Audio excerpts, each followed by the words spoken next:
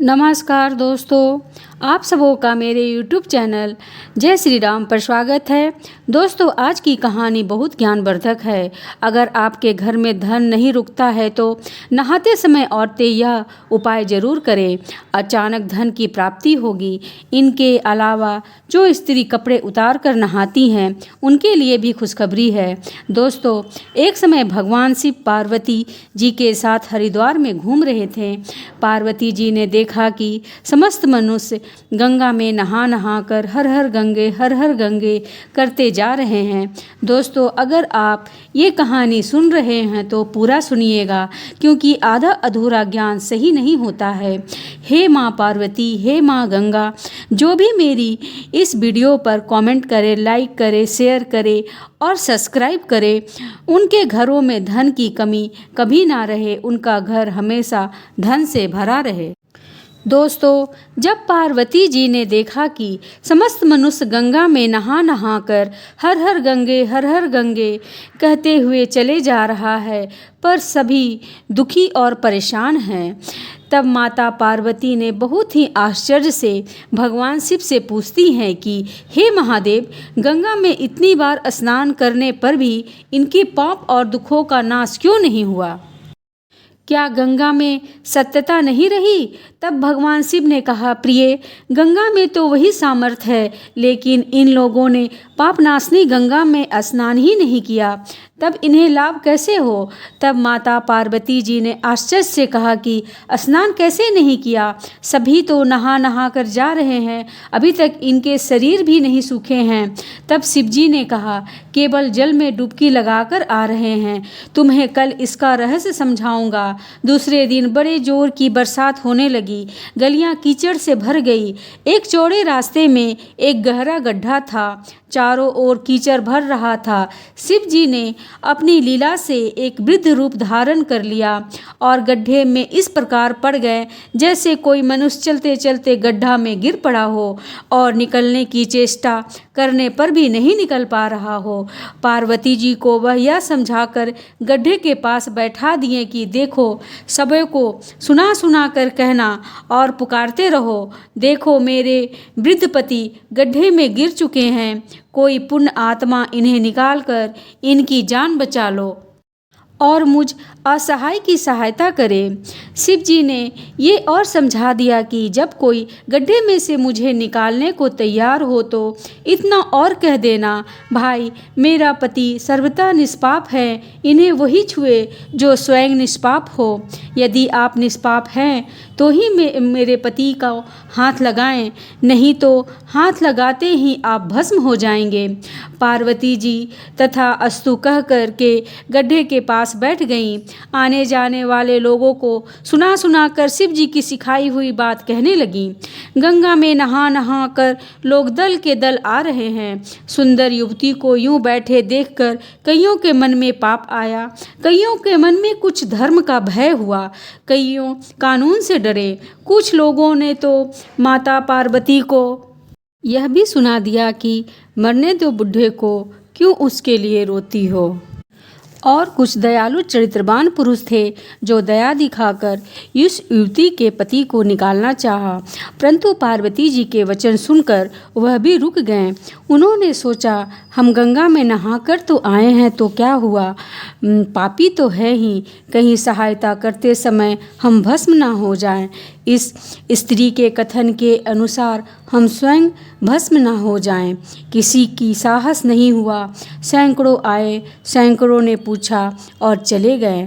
संध्या हो चली। शिवजी ने कहा, पार्वती, देखा आया कोई सच्चे हृदय से गंगा में नहाने वाला।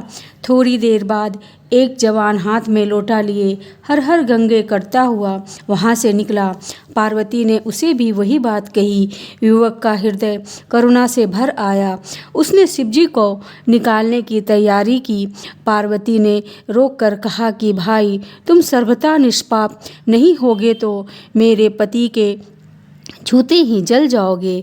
उसने उसी समय बिना किसी संकोच के दृढ़ निश्चय के साथ पार्वती से कहा कि माता, मेरे निष्पाप होने में तुम्हें संदेह क्यों होता है? देखती नहीं हो कि अभी मैं गंगा से नहाकर आया हूँ। भला गंगा में गोता लगाने के बाद भी कभी पाप रहता है? रुको, मैं अभी तुम्हारे पति को निकालता हूँ। युवक ने लपक कर बुढ़े को ऊपर उठा लिया। शिव पार्वती ने उसे अधिकारी समझकर उसे अपना असली रूप प्रकट कर उसे दर्शन देकर कृतार्थ किया। शिव जी ने पार्वती से कहा कि इतने लोगों में से इस एक ने गंगा स्नान किया है। इस दृष्टि से जो लोग बिना श्रद्धा एवं विश्वास के केवल दंभ के लिए गंगा स्नान करते हैं उन्हें वास्तविक फल नहीं मिलता है। परंतु इसका यह मतलब नहीं है कि गंगा स्नान व्यर्थ जाता है। गंगा स्नान का बहुत पुण्य भी है। इसके बाद शिवजी ने पार्वती से कहा, अब मैं आपको 12 बातें बतलाता हूँ। जो भी मनुष्य नहाते समय यह 12 बातों को ध्यान में रखता है वह कभी भी दुखी नहीं रहता है। उसके घर में महालक्ष्मी का वास हो जाता है। उसके घर में अपार धन आता है। घर में कभी भी लड़ाई और झगड़ा नहीं होता। उसका पूरा परिवार हंसी खुशी जीवन व्यतीत करता है। तब माता पार्वती ने कहा, हे भगवान, आप वो 12 बातें हमें बता दीजिए। इसके बाद भगवान शिव उन 12 बातों को बतलाना शुरू कर देते हैं और माता पार्वती बहुत ही ध्यान से सुनने लग जाती है। दोस्तों, यह 12 बातें आप लोग भी बिल्कुल ध्यान से सुनना। इसके बाद भगवान शिव कहते हैं कि ये 12 बातें बताने के बाद मैं एक बात और बतलाऊंगा जो औरतों के लिए है। जो औरतें कपड़े खोलकर स्नान करती हैं उनके लिए यह बात बहुत ही महत्वपूर्ण है। तो हे पार्वती, तुम इन बातों को बहुत ही ध्यान से सुनना। दोस्तों, शिव जी कहते हैं कि स्नान करने से शरीर निरोगी रहता है और मन प्रसन्न रहता है। नहाने से चेहरे की खूबसूरती बढ़ती है एवं शारीरिक सुंदरता में भी बढ़ोतरी होती है। इसे नृत्य क्रमों के दौरान कुछ खास बातों का ध्यान रखा जाए तो आध्यात्मिक से भी ज़्यादा लाभ पाया जा सकता है। नहाने के क्रम में जिन बातों को ध्यान जरूरी रखना चाहिए, अब उन बातों को बताने जा रहा हूँ। प्रिय, तुम इन बातों को बिल्कुल ध्यान से सुनना। पहला, स्नान करने के बाद लोग बिल्कुल शुद्ध होकर पूजा पाठ आदि सारे काम करने के योग बनते हैं, इसलिए सुबह को ही स्नान कर लेना चाहिए। दूसरा, शास्त्रों में कहा गया है कि स्नान करने से इन 10 गुणों की प्राप्ति होती है: रूप, तेज, बाल पवित्रता, आयु, आयोग, नीर, लोकता, तप और मेघा।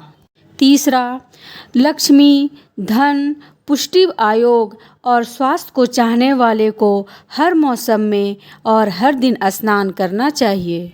चौथा, शास्त्रों में कहा गया है कि सुबह स्नान करने से पाप का नाश होता है और पुण्य मिलता है। ऐसा कहा गया है कि सुबह सुबह नहाने वालों के पास नकारात्मक आत्मक शक्तियाँ नहीं भटकती हैं, इसीलिए सुबह सुबह स्नान करना ही उचित है। पाँचवा, बीमारी की हालत में सिर से ही स्नान करना चाहिए। गीले कपड़े से शरीर को पोंछ लेना एक तरह का स्नान ही कहा गया है। छठा, सुबह की लालिमा छाने से पहले ही स्नान करना श्रेष्ठ माना गया है। सातवां, तेल लगाकर और मलमल कर नदी में नहाना मना है। इसकी जगह नदी से बाहर निकलकर तट पर ही शरीर साफ करके ही नदी में डुबकी लगाना चाहिए। आठवां, जिस घाटों पर कपड़े धोए जाते हैं वहाँ का जल अपवित्र माना गया है, इसलिए वहाँ से कुछ दूर हटकर ही नहाना चाहिए। नौवां, नदी में 11 या 21 डुबकी लगाना अच्छा बताया गया है। 10वां, पवित्र नदियों में कपड़ा निचोड़ने की मनाही है। नदी में किसी तरह की गंदगी नहीं बहानी चाहिए। 11वां, नल के तुलने में झरने का पानी, झरने के तुलने में नदी का पानी, नदी के पानी से किसी तीर्थ का जल तीर्थ के जल से गंगा का जल अधिक श्रेष्ठ माना गया है। 12वां, गंगा माता का कथन है कि स्नान करते वक्त कोई चाहे जहाँ भी स्मरण करे, मैं वहाँ के जल में आ जाऊंगी। इसके बाद शिवजी ने कहा, अब मैं आपको औरतों के बारे में बतलाता हूँ जो औरतें कपड़े खोलकर स्नान करती हैं। शिवजी ने कहा, हिंदू धर्मशास्त्रों में हर एक चीज़ के लिए कुछ नियम बनाए गए हैं। इन नियमों में से एक है स्नान को लेकर के की गई बातें। ऐसा माना जाता है कि किसी आम व्यक्ति को शास्त्रों के नियमों का पालन जरूर करना चाहिए, जिससे घर की सुख समृद्धि बनी रहती है और खुशहाली आती है, साथ में अपार धन बरसता है, माता लक्ष्मी प्रसन्न होती हैं। दरअसल हमारी शास्त्रों में ऐसी कई बातें लिखी गई हैं जिनका हम पालन सदियों से करते चले आ रहे हैं, लेकिन इन कारणों के बारे में अभी भी पूरी जानकारी नहीं है। ऐसे ही नियमों में से एक है निर्वस्त्र स्नान करना। आपने अक्सर अपने घरों में बड़ों को कहते सुना होगा कि कभी भी स्नान बिना कपड़ों के नहीं करना चाहिए। यदि हम पौराणिक कथाओं की बात करें तो निर्वस्त्र स्नान की मनाही का कारण कृष्ण जी के समय से जुड़ा है। पौराणिक कथाओं के अनुसार एक बार जब गोपियाएं सरोवर में स्नान कर रही थी और वह निर्वस्त्र थीं, उस समय में बाल कृष्ण ने गोपियों के सभी वस्त्र छिपा दिए। उस समय जब कृष्ण जी ने उनके वस्त्र छिपा लिए और गोपियों ने अपने वस्त्र वापस लेने की प्रार्थना की, तब कृष्ण जी ने उन्हें समझाया कि कहीं भी बिना वस्त्र धारण किए हुए स्नान नहीं करना चाहिए। इससे जल के देवता वरुण का अपमान होता है, इसलिए आपको निर्वस्त्र स्नान न करने की सलाह दी जाती है। अगर आप नहाते समय यह सोचते हैं कि बंद कमरे में आपको कोई नहीं देख रहा है तो ऐसा गलत है, क्योंकि ईश्वर आपको हर स्थान पर देखते हैं। यदि आप निर्वस्त्र होकर स्नान कर रहे हो तो आप मुख्य रूप से जल के देवता वरुण का अपमान करने जैसा होता है। निर्वस्त्र स्नान से आपको पाप लग सकता है और आर्थिक और शारीरिक नुकसान पहुंच सकते हैं। यदि आप निर्वस्त्र स्नान करते हैं तो आपके शरीर में नकारात्मक ऊर्जा प्रवेश करती है और आपकी मानसिकता भी नकारात्मक हो सकती है। इसीलिए आपको यही सलाह दी जाती है कि भले ही आप नहाते समय एक ही कपड़ा धारण करें, लेकिन बिना कपड़ों के स्नान ना करें, जो आपके लिए बेहतर होगा। निर्वस्त्र स्नान से शरीर की सकारात्मक ऊर्जा शरीर से बाहर निकल सकती है और इसका प्रभाव आपके शरीर के साथ साथ मन मस्तिष्क में भी होता है। गरुड़ पुराण के अनुसार जब स्नान करते हैं तब आप पितृ यानी मृत पूर्वज आपके आसपास मौजूद होते हैं। यदि आप निर्वस्त्र स्नान करते हैं तो आपको पितृ दोष लग सकता है। ऐसा स्नान करने से आपको पितरों की तृप्ति नहीं मिलती है और घर में पितृदोष का कारण बन सकता है और ये वस्त्र से गिरने वाले जल को ग्रहण करते हैं, जिनसे इनकी तृप्ति होती है। निर्वस्त्र स्नान करने से पितृ अति नाराज होते हैं, जिनसे व्यक्ति का तेज, बल, धन और सुख नष्ट हो जाता है। इसलिए कभी भी निर्वस्त्र होकर स्नान नहीं करना चाहिए। पुराणों के अनुसार नहाने वाला पानी पूर्वजों के हिस्से जाता है और निर्वस्त्र होकर नहाने से इसे पितरों के समक्ष बिना कपड़ों के नहाना माना जाता है।